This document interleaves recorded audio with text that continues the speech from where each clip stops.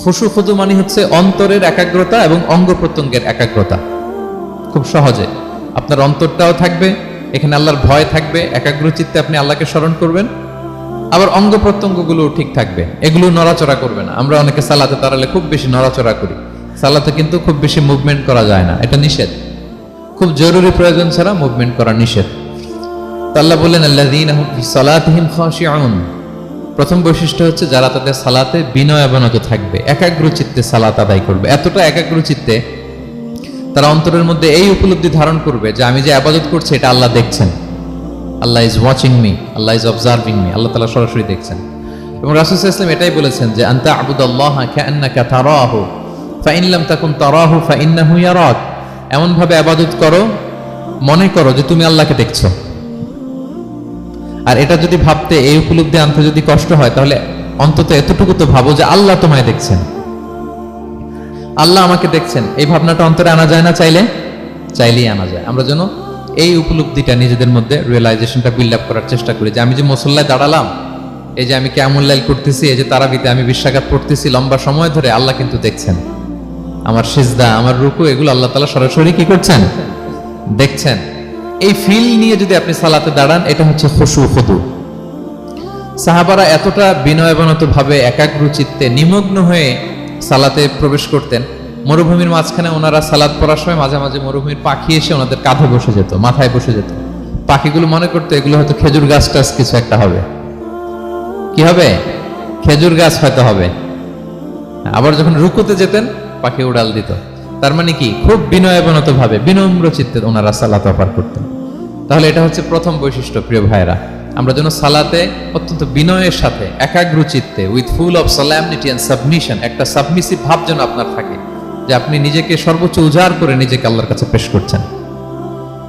এই অ্যাটিটিউডটা যেন আমাদের নামাজের মধ্যে থাকে। এটা হচ্ছে 1 নম্বর বৈশিষ্ট্য, আল্লাযীনা হুম ফি সালাতিহিম খাশিউন, যারা বিনয়াবনত ভাবে থাকে। অনেকে বলে হুজুর মন বসে না নামাজে আমার। এটা অনেকের প্রশ্ন, অনেকের জিজ্ঞাসা যে মনটা ধরে রাখতে পারি না। নামাজে দাঁড়ালেই সারাদিন যেটা মনে হয় না ওইটা নামাজে মনে চলে আসে, এরকম হয় না? সারাদিন এটাকে কি যেন ভাবতেছিলাম মনে নাই, নামাজে দাঁড়ালেই মন চলে আসে। তারপরে মনকে আরবিতে বলে, অন্তরকে বলে কলব। কলব মানে যেটা খুব নড়াচড়া করে, মুভমেন্ট করে, ওইটাই কলব। মন দেখবেন এদিকে ছোটে, ওদিকে ছোটে। ওই যে আমরা ছোটবেলায় একটা গান শুনতাম, গানটা হচ্ছে পাগল মন, মন কেন এত কথা বলে। মানে মন এদিকে ছোটে, ওদিকে ছোটে, মনকে ধরে রাখা বড্ড জটিল, কষ্টকর। তো এটা স্বাভাবিক। অনেকে বলে হুজুর আমার মন থাকে না নামাজে, একাগ্র চিত্তে নামাজ তো আদায় করতে চাই, কিন্তু মনটাকে ধরে রাখা যায় না। তো কিভাবে এই খুশু খুদু, সাবমিসিভনেস আপনি কিভাবে বাড়াবেন, এটাও বিষ্ণু সাল্লাল্লাহু আলাইহি ওয়াসাল্লাম আমাদেরকে ইনস্ট্রাক্ট করেছেন, গাইড করেছেন।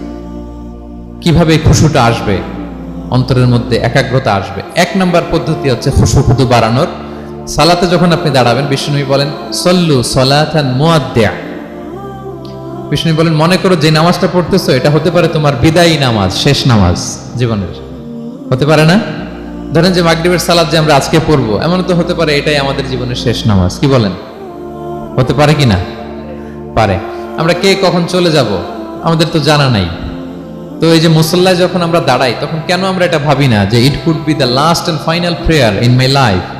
হতে পারে এটাই আমার জীবনের শেষ নামাজ। এটা যদি আপনি ভাবতে পারেন, তখন দেখবেন ঠিকই আপনার একাগ্রতা, সাবমিসিভনেস এটা বাড়তেছে। আপনাকে যদি বলা হয় যে আজকে রাত 10টায় তোমার দুনিয়ার সফর শেষ, নতুন স্টেশনে যেতে হবে, আলামুল বারজাকে, তোমার শেষ, তোমার মৃত্যু হয়ে যাবে।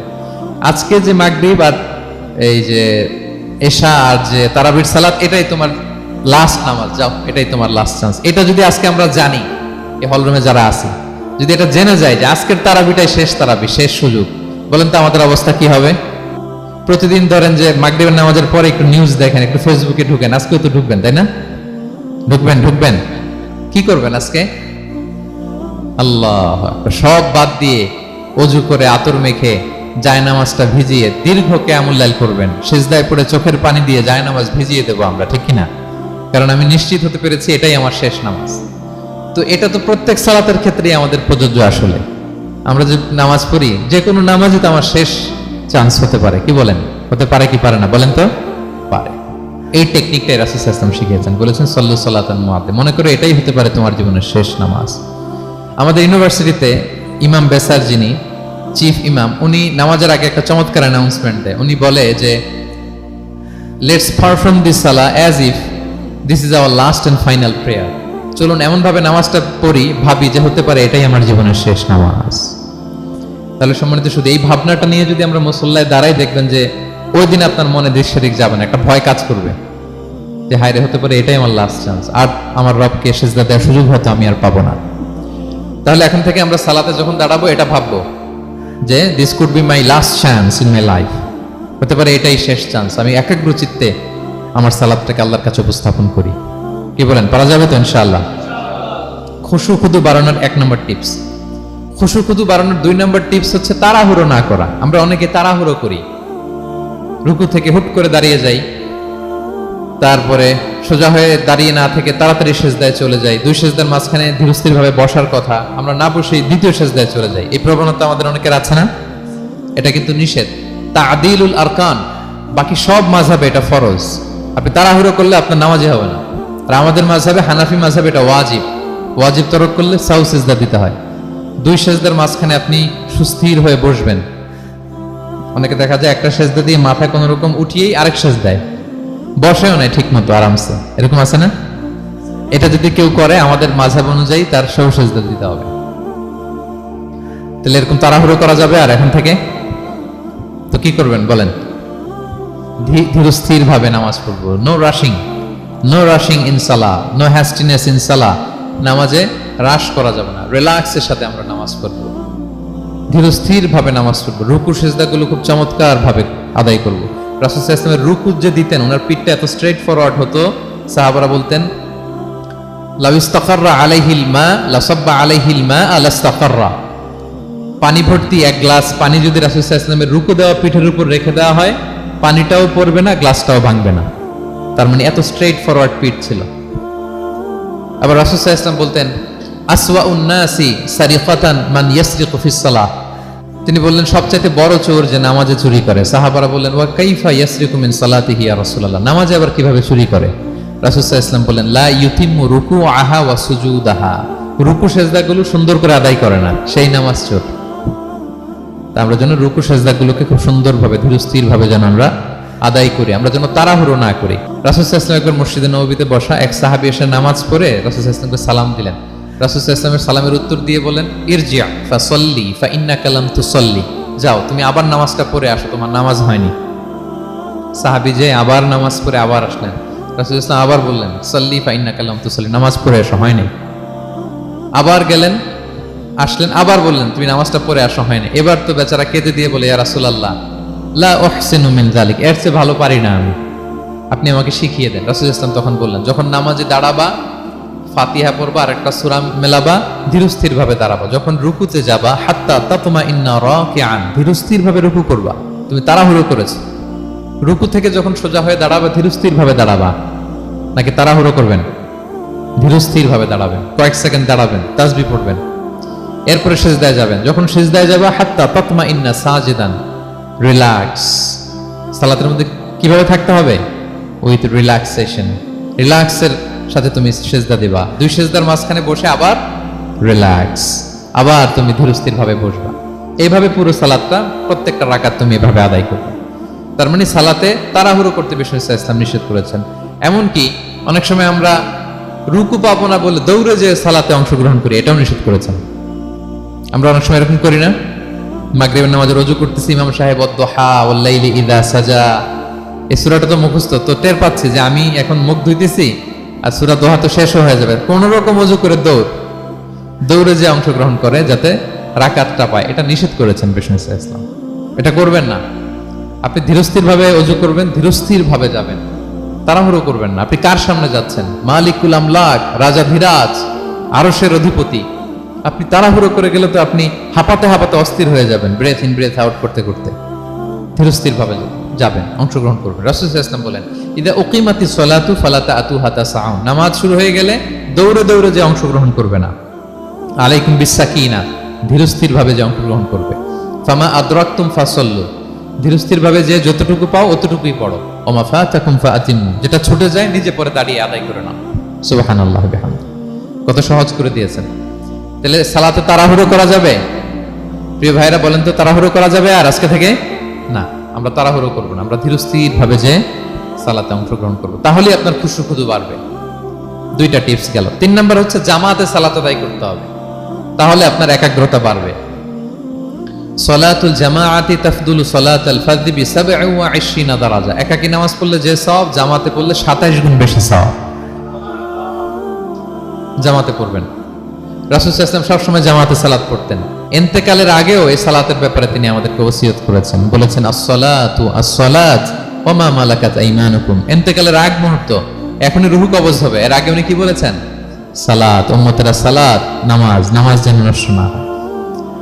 উমর ফারুক রাদিয়াল্লাহু তাআলা আনহুর সময়ে একজন অগ্নি উপাসক ছিল, তার নাম আবু লুলু আল মাজুসি। উনি মুগীরা ইবনে শুবা রাদিয়াল্লাহু তাআলা আনহু নামে এক সাহাবীর দাস ছিলেন, মুকাতাব দাস। কন্ট্রাক্ট ছিল যে এত টাকা দিলে তাকে আজাদ করা হবে। তো এই অগ্নি উপাসক মাজুসি এসে উমর ফারুককে বলে, খলিফাতুল মুসলিমিন, আমার মালিক সাহাবী মুগীরা আমার কাছে প্রতিদিন অনেক টাকা চার্জ করে। উনি বললেন, তাই নাকি? কত চার্জ করে? বলে যে এত চার্জ করে। তো বলতেছে, আচ্ছা তুমি তাহলে কি কাজ করো, কি কাজ জানো? বলে যে আমি খঞ্জর বানাতে জানি, ছুরি, ছোট ছুরি আর কি। বলতেছে, ওরে আল্লাহ, যারা খঞ্জর বানাতে জানে তারা তো অনেক টাকা মেক করে, সেই হিসাবে তো মুগীরা বেশি চার্জ করে না, অল্পই চার্জ করছে। সে ইনসাফপূর্ণ চার্জই করেছে।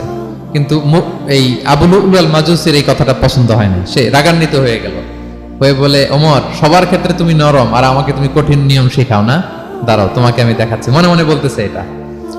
রেগে মেগে সে বাড়িতে এসে আজকে একটা খঞ্জর বানাইছে, 2 মুখ খঞ্জর। ওয়া মাকবাদাতুহু ফি ওয়াসাতি, এটার হ্যান্ডেলটা মিডলে, এদিকেও মাথা ওদিকেও মাথা, এটার ধার করে প্রতিদিন 20 মাখায় এটাতে। আর মনে মনে বলে, ওমর দাঁড়াও তোমাকে আজকে আমি দেখাবো। তো ওমর ফারুককে আল্লাহ তাআলা স্বপ্নে দেখিয়েছেন যে একটা লাল মোরগ ওনাকে 3টা ঠোকর মেরেছে। উনি সাহাবাদের কাছে বলেছেন যে আমি স্বপ্নে দেখেছি একটা লাল মোরগ আমাকে 3টা ঠোকর মেরেছে। তো সে খঞ্জরকে ধার দিয়ে একদিন ফজরের নামাজে, ওয়াকানু ইউসাল্লুনা বিগালাস, ওনারা খুব অন্ধকার থাকতে ফজরের নামাজ পড়তো। সে বুরনুস, এক ধরনের জুব্বা যেটার মাথা আছে, ওটা পরে হুডির মতো আর কি, হুডি চেনেন তো না? হুডির মতো একটা জুব্বা পরে সে অন্ধকারে, সে তো আসলে অমুসলিম, সাহাবাদের সাথে পিছনে দাঁড়াইছে নামাজের ভান করার জন্য, আর এই খঞ্জরটা নিয়ে গেছে সাথে। ওমর ফারুক ফজরের সালাত শুরু করলেন, প্রথম রাকাত শেষ করলেন, দ্বিতীয় রাকাতের জন্য যখন দাঁড়াইছেন তখনই সে প্ল্যান মাফিক খঞ্জর বের করে ওমর ফারুকের পেটের মধ্যে 3বার স্টেবিং করলেন, আঘাত করলেন। করার সাথে সাথে ওমর ফারুক উল্টে পড়ে গেলেন আর বললেন, কাতালানি আল কালব, কোন এক কুকুর আমাকে আঘাত করেছে। তো সাহাবার ওমর ফারুককে ধরলেন, আর এই অগ্নি উপাসক এই খঞ্জর নিয়ে কাতারের মাঝখান দিয়ে 2 দিকে খঞ্জর চালাতে চালাতে যাচ্ছিলেন। যে সাহাবাই ধরে সেই আঘাতপ্রাপ্ত হয়ে ওখানে 7 থেকে 10 জন স্পট ডেথ, জায়গায় মারা গেছে। পরে এক সাহাবী নিজের জামা খুলে তার গায়ে ছুঁড়ে মারছে, তখন সে ওটাতে পেঁচিয়ে পড়ে গেছে। যখন বুঝে গেছে যে আমাকে ধরে ফেলবে, সে সুইসাইড করে ফেলছে, নিজেকে নিজে মেরে ফেলছে। তো ওমর ফারুক তো বেহুশ, ওনাকে নিয়ে যাওয়া হলো, পিছন থেকে একজন নামাজের ইমামতি করলেন। তো ওমর ফারুক রাদিয়াল্লাহু তাআলা আনহু হুঁশ ফিরে পেলেন। হুঁশ ফিরে পাওয়ার পরে দিনের বেলা যখন হুঁশ আসলো ওনার, সবাই চারদিকে বসা, যে হায় হায় আমাদের আমিরুল মুমিনিনের কি জানি কি হয়। হুঁশ ফিরার পরে ওনার মুখের প্রথম কথাটা ছিল আসাল্লান নাস, মানে আমার নেতৃত্বে যে ফজরের সালাতটা শুরু হয়েছিল এটা কি ঠিকঠাক শেষ হয়েছিল? সুবহানাল্লাহ পড়বেন না? আচ্ছা বলেন তো, এই মুহূর্তে আমরা কি করতাম? ওনাকে যে স্টেবিং করছে, চিকিৎসক এসে দুধ দেয়, দুধ পেট দিয়ে বেরিয়ে যায়, নাবিজ দেয়, নাবিজ বের হয়ে যায়, মানে উনি ইন্তেকাল করবেন, এটা বোঝাই যাচ্ছে। এমন কঠিন পরিস্থিতিতে আমরা যদি হসপিটালে হুঁশ ফিরে পেতাম, আমরা কি বলতাম বলেন দেখি? কে কি বলতেন? কে মারছে, আমারে বাঁচানো যায় কিনা, মাউন্ট এলিজাবেথে নিয়ে চলো, সিঙ্গাপুরে অথবা বামরুন গ্রেডে নিয়ে চলো, আমেরিকাতে নিয়ে চলো, অথবা আমার তো ওখানে ব্যাংক ব্যালেন্স আছে, আমি তো মরে যাবো, আমার ছেলেগুলার কি হবে, হ্যাঁ আমার মেয়েগুলার কে দেখবে, এগুলো ছিল আমাদের কনসার্ন। তো ওমর ফারুক জানতেছেন যে উনি পৃথিবী থেকে বিদায় নিচ্ছেন, একটু হুঁশ ফিরে পাইছেন। হুঁশ ফিরে পাওয়ার পরে প্রথম কথাটা ছিল আসাল্লান নাস, লোকেরা কি নামাজ পড়েছিল? আল্লাহু আকবার। তাহলে এটা কত গুরুত্বপূর্ণ ইবাদত, কিভাবে এই সালাতকে সাহাবারা অফার করতেন। তো খুশু খুদুর সাথে যদি আমরা সালাত অফার করতে চাই, আমাদেরকে জামাতে পড়তে হবে। একাকি পড়লে দেখবেন মনে দিকে যায়, ওদিকে যায়, কয় রাকাত পড়ছি ভুলে যাই, এরকম হয় না একাকি পড়তে গেলে? এটা করা যাবে না, জামাতে পড়তে হবে। সালাতে কি কি বলতেছেন এগুলোর অর্থ বুঝে যদি সালাত অফার করেন তাইলে আপনার সালাতে মনোযোগ থাকবে। সুবহান রাব্বিয়াল আলা, সুবহান রাব্বিয়াল আযীম এর অর্থ কি? সূরা ফাতিহা যে প্রতিদিন পড়ি, কি সুন্দর প্রার্থনা সূচক বাক্য, এর অর্থ কি? আল্লাহ সকল প্রশংসা তোমার, আল্লাহ তুমি দয়াময় মেহেরবান, আল্লাহ তুমি বিচার দিবসের মালিক, যেদিন তোমার আরশের ছায়া ছাড়া কোনো ছায়া থাকবে না। নবীদের যে পথে চালিয়েছে ওই পথে আমাদেরকে চালাও, যারা ভ্রান্ত হয়েছে, যারা তোমার ক্রোধের শিকার হয়েছে ওই পথে আমাদেরকে চালিও না। কি চমৎকার চমৎকার কথামালা দিয়ে আমরা এই দোয়াগুলো পড়ি। আমরা অর্থ বুঝি না বলে আমাদের হৃদয়েও টাচ করে না, ঠিক কিনা? দেখবেন আরব শায়েকরা যখন কিয়ামুল লাইল করে, তারাবির সালাত পড়ায়, অনেক অনেক আয়াতে ওনা ডুকরে ডুকরে কেঁদে ওঠে আওয়াজ করে। কারণ কি? জাহান্নামের আয়াত, আযাবের আয়াত, পূর্ববর্তী উম্মত যে ধ্বংস হয়েছে, কিভাবে ওদেরকে বিকট আওয়াজ দিয়ে, গ্রাউন্ড সাউন্ড গ্রেনেড দিয়ে ধ্বংস করা হয়েছে, বন্যা দিয়ে ধ্বংস করা হয়েছে, কিভাবে এদেরকে বাতাস দিয়ে নাস্তানাবুদ করে দেওয়া হয়েছে, এগুলো যখন পড়ে ওনারা কাঁদে। আযাবের আয়াত আসলে কাঁদে, জান্নাতের আয়াত আসলে সাবলীল কণ্ঠে তেলাওয়াত চালিয়ে যায়। এর কারণ কি বলেন? অর্থ বুঝে। আমরা যেন সালাতে অর্থ বুঝে সালাত অফার করার চেষ্টা করি। পাশাপাশি সালাতের সুন্নাহগুলো যেন আমরা পড়ি, সালাতের যে সুন্নাহ আছে, সুনানুস সালাহ, এগুলো যেন আমরা পড়ি, মনোযোগ আরো বাড়বে। সানাগুলো পড়বেন, ফাতিহা শেষে আওয়াজ করে আমিন বলবেন, অথবা ফিসফিসি কণ্ঠে আমিন বলবেন। বিষ্ণু ইসলাম বলেন, ইদা আম্মানাল ইমামু ফাআমিনু, ইমাম আমিন বললে তোমরাও আমিন বলো, কারণ এই মাত্র একটা দোয়া করা হয়েছে। সূরা ফাতিহাটা কি? একটা দোয়া। ইদা ওয়াফাকা তা'মিনুকুম তা'মিনাল মালাইকাতি গুফিরা লাহু মা তাকাদ্দামা মিন যামবিহি ওয়া মা তাআখার। রাসূল সাল্লাল্লাহু আলাইহি ওয়াসাল্লাম বলেছেন, ইমাম যখন আমিন বলে তোমরাও তখন আমিন বলো, কারণ তোমরা যখন আমিন বলো ফেরেশতারাও আমিন বলে। আর তোমাদের আমিন আর ফেরেশতাদের আমিন যখন একসাথে হয়ে যায়, তোমাদের পূর্বের সব গুনাহ আল্লাহ মাফ করে দেয়। এটা আমিন বলা সুন্নাহ, বলবেন। নামাজ বাঁধার পরে সুন্নাত নামাজে, নফল নামাজে সানাগুলো পড়বেন, কত চমৎকার অর্থবোধক সানা আছে। আমরা তো শুধু সুবহানাকাল্লাহুম্মা বিহামদিকা ওয়া তাবারাকা ইসমুকা ওয়া তাআলা জাদ্দুকা শুধু এটাই পড়ি। রাসূল সাল্লাল্লাহু আলাইহি ওয়াসাল্লাম তাকবীরে তাহরিমে বাঁধার পরে অনেক চমৎকার চমৎকার দোয়া পড়তেন। ইন্না সলাতি ওয়া নুসুকি ওয়া মাহইয়ায়া ওয়া মামাতি লিল্লাহি রাব্বিল আলামিন। আমার সালাত, আমার ইবাদত, আমার জীবন মরণ সবটাই কার জন্য? এই দোয়াটা পড়তেন শুরুতেই। তারপর পড়তেন ওয়াজ্জাহতু ওয়াজহিয়া লিল্লাযী ফাতারাস সামাওয়াতি ওয়াল আরদা হানিফা ওয়া মা আনা মিনাল মুশরিকিন। আমার সবকিছুকে আমি এক সত্তার দিকে ফেরালাম, একনিষ্ঠ হয়ে, আর আমি মুশরিক নই, আমি আল্লাহর দিকে একনিষ্ঠ হলাম। এই দোয়াগুলো পড়তেন। আল্লাহুম্মা বাঈদ বাইনি ওয়া বাইনা খাতায়ায়া কামা বা'আদতা বাইনাল মাশরিকি ওয়াল মাগরিব। আল্লাহুম্মা নাক্কিনি মিন খাতায়ায়া কামা ইউনাক্কা আস-সাওবুল আবয়াদু মিনাদ দানাস। আল্লাহুম্মা ইগসিল খাতায়ায়া বিল মাই ওয়াস সালজি ওয়াল বারাদ। এগুলো সানা, এগুলো যে সানা আমরা জানিই না। সানা মানে হচ্ছে প্রশংসা সূচক কথা। আমরা শুধু সুবহানাকাল্লাহুম্মা ওয়া বিহামদিকা এতটুকুই পড়ি। রাসূল ইসলাম বলতেন, আল্লাহ আমার আর আমার গুনার মাঝে এতটুকু দূরত্ব করে দাও, পূর্ব থেকে পশ্চিম যত দূর, আমার আর আমার গুনার বোঝার মাঝে এতটুকু দূরত্ব তুমি করে দাও।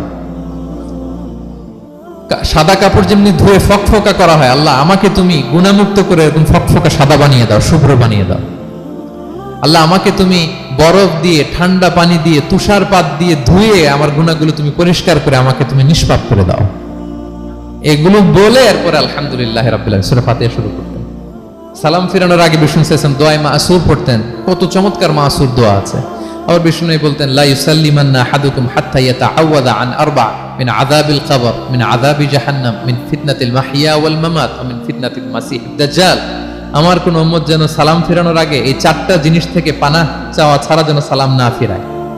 একটা কি? আল্লাহ তুমি জাহান্নামের আযাব থেকে বাঁচাও, আল্লাহ তুমি কবরের আযাব থেকে বাঁচাও, আল্লাহ জীবন মরণের ফিতনা থেকে বাঁচাও, আল্লাহ তুমি দাজ্জালের ফিতনা থেকে বাঁচাও। পড়ে না আমিন? তো এত এঙ্গেজমেন্ট যদি আপনার নামাজে থাকে, আপনার মন এদিক সেদিক যাবে? হ্যাঁ, আপনি অর্থ খেয়াল করতেছেন, আযাবের আয়াত আসলে আপনি অশ্রুসিক্ত হচ্ছেন, আপনি দোয়া মাসুর পড়ছেন, আপনি সানা পড়ছেন, আপনি দীর্ঘ সময় কিয়ামুল লাইল করতেছেন, আপনার মন এদিক সেদিক ছুটবে? বলেন তো ছুটবে না।